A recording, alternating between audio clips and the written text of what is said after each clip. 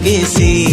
ఆ కొమ్మల్లో పళ్ళన్నీ రుచి చూసి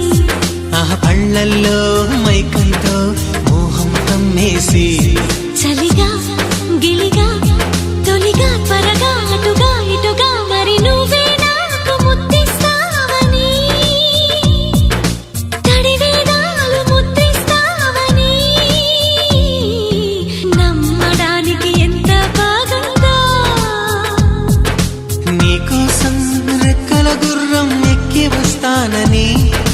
పగడపు దీవికి నిన్నే నేను తీసుకెళ్తానని ఇక ఏనాటికి అక్కడే మనము ఉంటామని